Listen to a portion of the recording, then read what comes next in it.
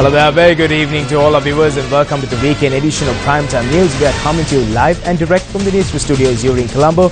Bringing you the news tonight, I am Joel Outskoon. Let's start off with a look at our headlines for this evening.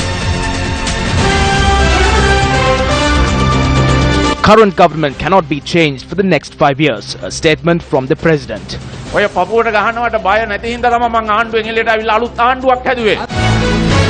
Minister Amarveera prepared to hold talks with all parties in order to strengthen the alliance.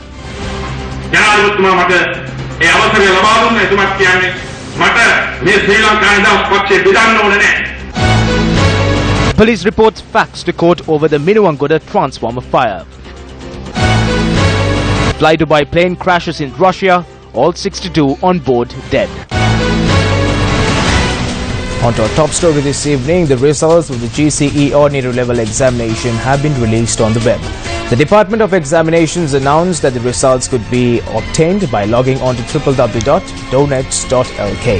The website once again is www.donets.lk.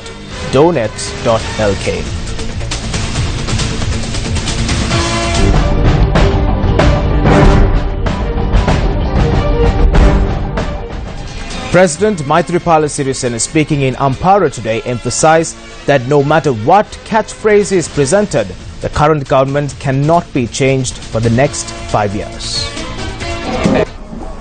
The Sri Lanka Muslim Congress convened its 19th Grand National Convention today at Palmune in the Ampara district under the auspices of President Maithripala Sirisena. Prime Minister Ranil Wickremesinghe, Opposition Leader R. Sampanthan, SLMC Leader Minister Rauf Hakim were among those present for the convention. Anyone can hold demonstrations and protest against the government. We will not destroy the leaders who steer those protests by sending white vans to get them.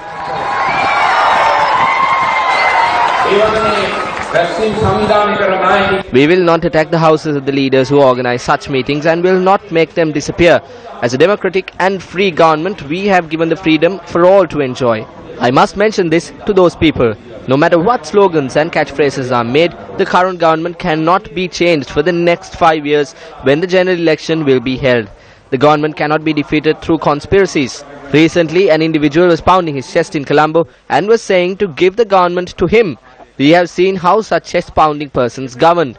I had governed with them. I stepped out and created a new government because I was not afraid of that.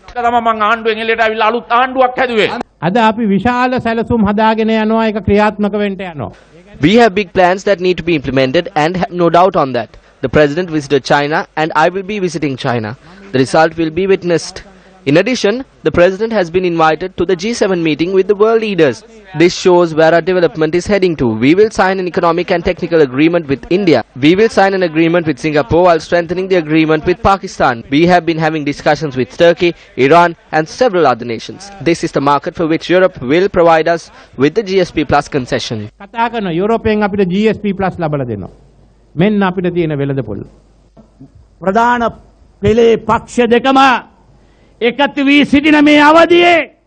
At a time when the two major parties have come together, there are some who want to weaken the strong government. That government had bankrupt policies. We as the Sri Lanka Muslim Congress would not allow the reconciliation to be undermined. And we would support the President and the Prime Minister to strengthen this government during its tenure of 5 years.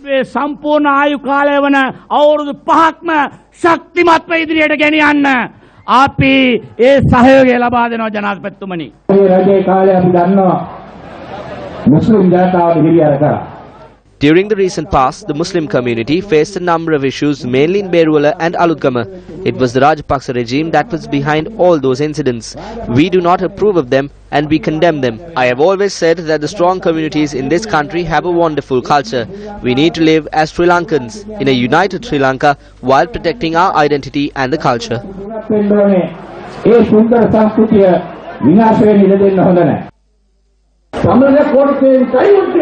We have left behind the request for Tamil Elam to obtain lasting peace, reconciliation and equality. The ideas and the aspirations of the Tamil-speaking people must be considered. A political solution that is accepted by the people of the South, the Tamils and the Muslims needs to be included in the constitution.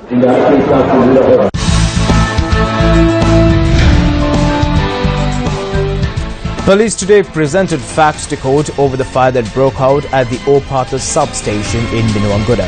The Minuwangoda magistrate ordered that an analyst report be immediately submitted to court. A transformer at the Opatha substation in Kattagoda caught fire last afternoon following an explosion. The Ministry of Power and Renewable Energy says that the transformer was one similar to the transformer that exploded at the Biyagama Grid substation recently. The police presented facts to court based on a complaint lodged by the regional electricity engineer of Minuwangoda. The CEB stated that the repairs on the transformer will commence once the analyst report is submitted.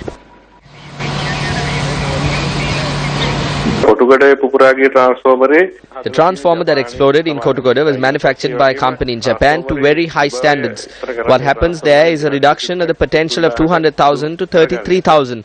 There is another piece of equipment called the tap changer that has been manufactured in Germany.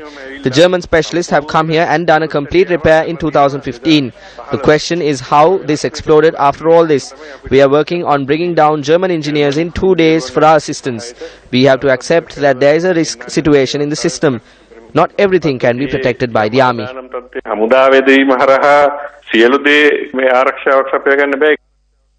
General Manager Ceylon Electricity Board, MC Vikramasekara, said that the malfunction in the transformer will not cause a disruption to the supply of electricity.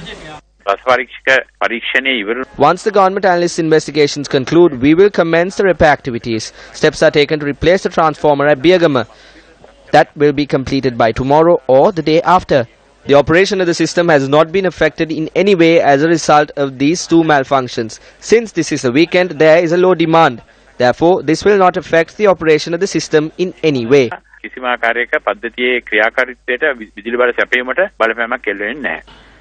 Ranjit Siambalapitiya, the Minister of Power and Renewable Energy, held a round of discussion with several parties over the present situation. The Minister had also held discussions with the National Electricity Workers Association. What is seen now is the result of a number of incidents that have taken place at the CEB over a long period of time. We know that the administrative authority of the CEB is responsible for this. The maintenance of the transformer, the wiring and the other equipment have not been carried out on time. We informed the Minister today that there are a number of such substations that are due to explode in the near future. The loss of the incidents that happened not only yesterday but on the 25th and the 13th have not been ascertained as yet. The amount of that loss can be billions. This will have to be paid by the public. Subsequently, a cabinet subcommittee chaired by the minister convened this evening to discuss the matter and reach a solution. An immediate report with committee recommendations is to be presented on the 23rd and a complete report is to be handed over in a month.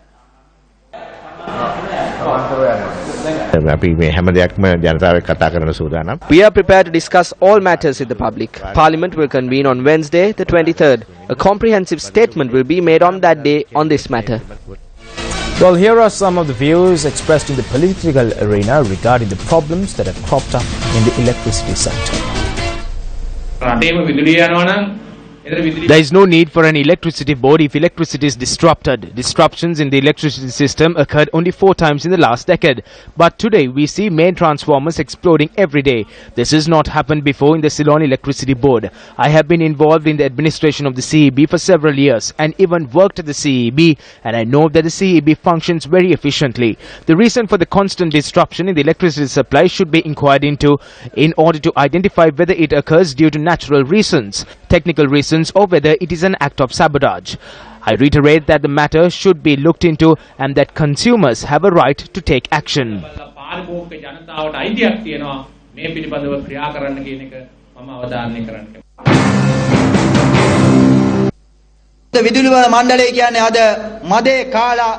Today what is left in the Ceylon Electricity Board is its outer shell, for it is hollow inside. Those who serve the Electricity Board have exposed its true condition. 23 companies affiliated to the Ceylon Electricity Board have been established. Over 50% of these companies are owned by the CEB. The same officials sit on the board of directors of these companies. If the chairman of the CEB takes responsibility for the electricity crisis and he is to resign from the CEB, he also has to resign from 15 other companies, as he is the chairman of these 15 companies. Furthermore, it is the same group of people who decide to purchase and sell electricity on behalf of the CEB.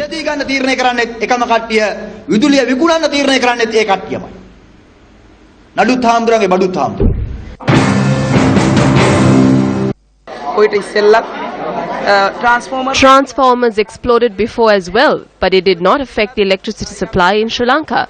Lightning has struck before, but it did not cause a disruption in the electricity supply. Today, owing to the inability and inefficiency of the current government, the energy sector has collapsed.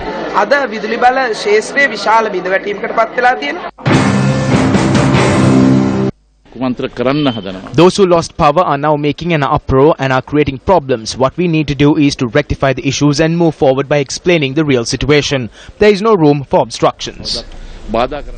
Minister Sajith Premadasa, speaking in Veeravilla, commented on the Norochole power plant. An opposing group boasts that the previous government obtained loans and built the Norochole power plant for the country. They boast about it. I appeal from the President and the Prime Minister to appoint a presidential commission to investigate the Norochole power plant. This power plant had broken down on 50 occasions. The country was left to wait until the low-quality material were repaired and for power to be restored.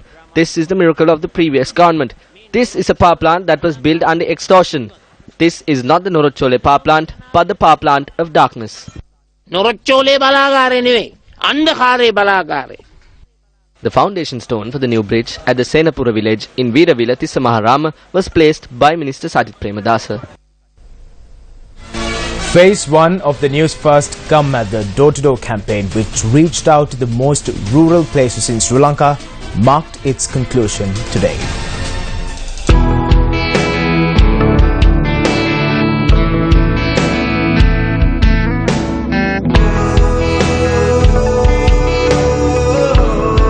The Newsfirst Come at the Door-to-Door campaign was launched from the 3 locations of Varani in Putlam, Manalkadu in Bibila and Unagola on the 24th of February.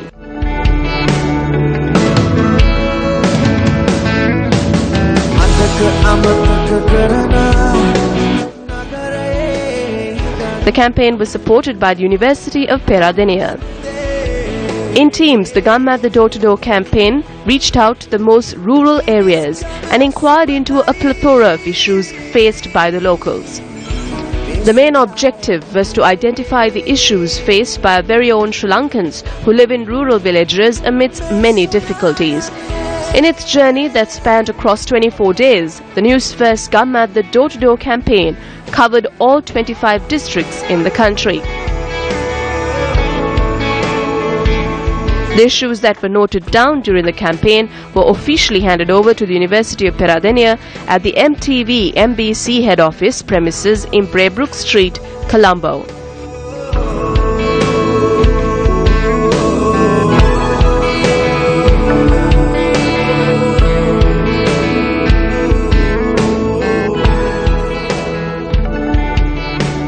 The University of Peradeniya is to analyze the data and compile a final report.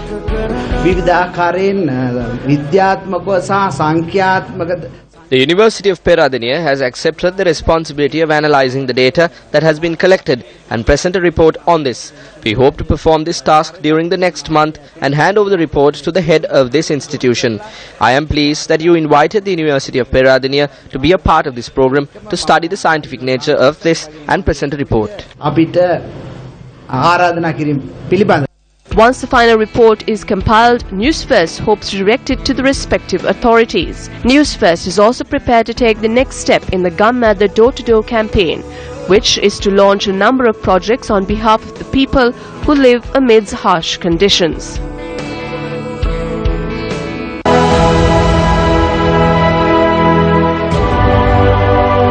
A Forgotten People, a documented report on your Come at the Story, tomorrow night at 8 on Sirasa TV. Still in local news this evening, the joint opposition and a group of government supporters made pleas from the gods at the Muneshwaram Kovil this afternoon.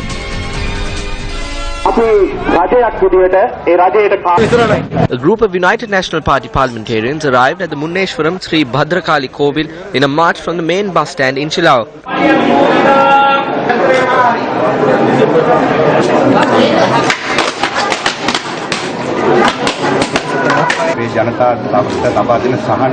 A situation has arisen where a group of people calling themselves the joint opposition are misleading the people of this country in a bid to stop the concessions that are being provided to the people.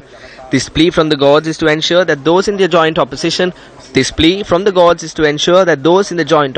who engage in disruptive acts are wiped out from politics over the next 5 years and to further strengthen the people's government so that it could serve the people over the next 5 years. Meanwhile, the joint opposition too made a plea from the gods at the Sri Bhadrakali Kovil in Muneshwaram.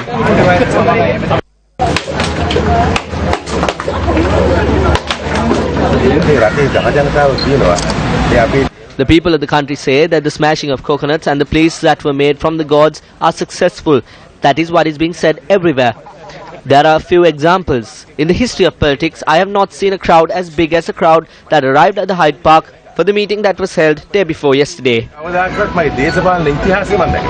Heavy police security was witnessed around the Muneshwaram Kovil today. P. Harrison, the Minister of Rural Economy, expressed the following views in Kal Khadabala, Anuradhapura.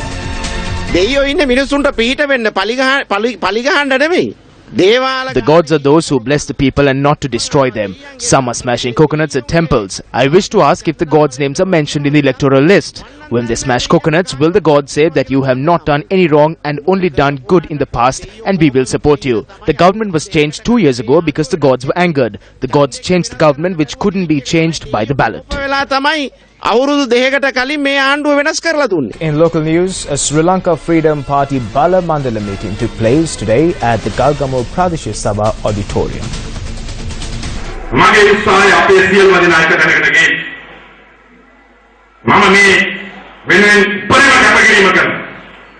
My attempt is to bring everyone to one place.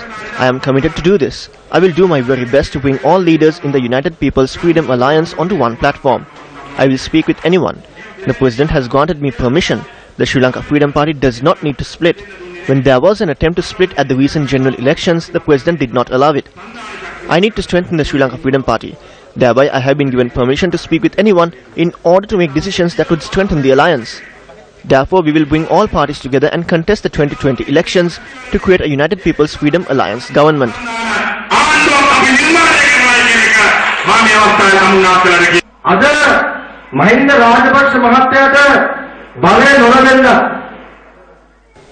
Who should be held responsible for Mahinda Rajapaksa's loss of power? For us to lose the provincial councils, for the government to lose a 2/3 majority, and for Pradesh Sabha members to lose their positions. Is it Maithripala or Mahinda? We love Mahinda. However, there are bad times for those here as well.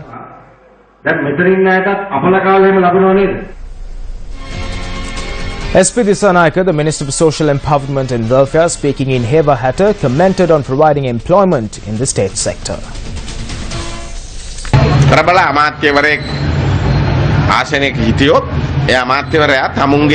If a prominent minister wins an electorate, most of the ministerial jobs will be provided to the people under his electorate. In 1994, I as the Minister of Samruddhi implemented a system where only 3 people were given jobs in each electorate. And after that system, jobs are not provided in a large-scale basis. There were 7,000 to 8,000 vacancies in the Samruddhi ministry. Around 2,000 manager vacancies exist in the ministry. Majority of those job opportunities will be given to the children in Heva Hatter. Normally, a UNP-led government dislikes providing government jobs. But this is not a UNP-led government. A shareholder of the UNP, who is also the chairman of the SLFP, is the one who leads the government. Providing state sector jobs is our policy. We hope to continue and move forward with our policy despite the obstacles we face within the government.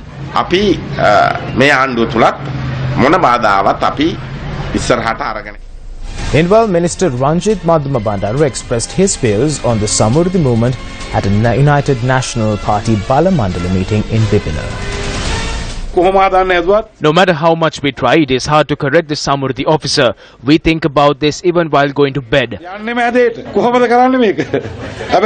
But they should realize that this Minister of Samruddhi, who is now in the SLFP, was also in the UMP. So Minister SP Dissanayake should think of how to share this with both the sides. The Samruddhi allowances were increased by 3 times by the UMP. Members of the UMP were cornered back then. Minister SP Dissanayake received the Samruddhi ministerial portfolio after Maithripala Sirisena was elected the president. Isn't that so? Therefore, he has to think about the UMPer who voted for him as well. Indian High Commissioner YK Singh visited Kandy today. The Indian High Commissioner to Sri Lanka called on the Mahanayaka of the Malwatu chapter, the Siam sect, Most Venerable Tibbatuave Sri Sumangala Thera, and also the Anunayaka of the Askari chapter during his visit. Following the visit, the High Commissioner spoke to the media. I informed the Most Venerable Mahanayaka that India's development assistance is now to Sri Lanka is more than $2.6 billion. The Honorable Prime Minister of Sri Lanka, Honorable Ranil Wickremesinghe, wrote a letter to my Prime Minister requesting for assistance in running an ambulance service in Sri Lanka, because he was aware that in 17 states in India there is a public-private partnership between an Indian company and the state government to run this service free of cost for the people. So as part of our commitment to Sri Lanka and the people of Sri Lanka, in the first phase, Government of India agreed to give $7.5 million for the ambulance service in Western and Southern Province. 88 ambulances will be procured, and all the drivers, the nurses, the paramedic will all be Sri Lankan. They plan to employ 600 Sri Lankan. Only a very few Indians will be there to supervise, to run the nerve center, the control center, because everything is computerized.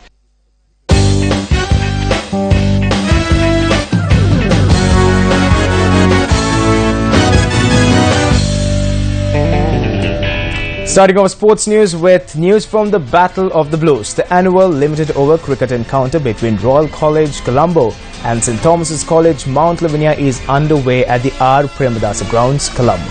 The Royalists, who decided to bat first after winning the toss in the day and night encounter, posted 210 runs on the board before losing their final wicket from the 48th over. Well, Shihan Panditharatne scored a half-century with 59 runs to his name for Royal College, while Ronukuja Bodhana got 39 runs off his bat. Ravindra Tilakaratne bagged 5 wickets for 36 runs for the Thomian bowling camp. Chasing 211 runs to win, St. Thomas's College Mount Lavinia were 119 runs for the loss of 4 wickets at the end of 34 overs.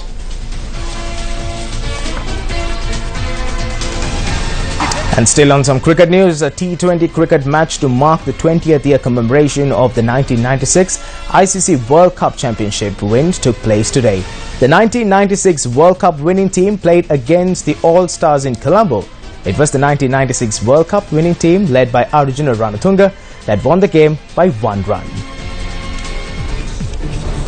Winning the toss, the 1996 World Cup winning team decided to take first lease off the wicket at the SSC grounds in Colombo.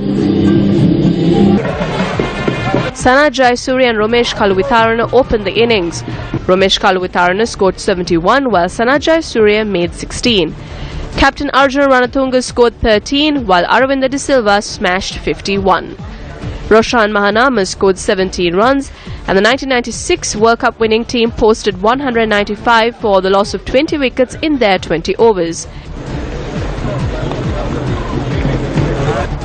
The All-Stars comprised of cricketers who represented Sri Lanka in the past 3 decades and were led by Roy Dias. Former captain Kumar Sangakkara also represented the All-Stars, who chased down a target of 196 runs.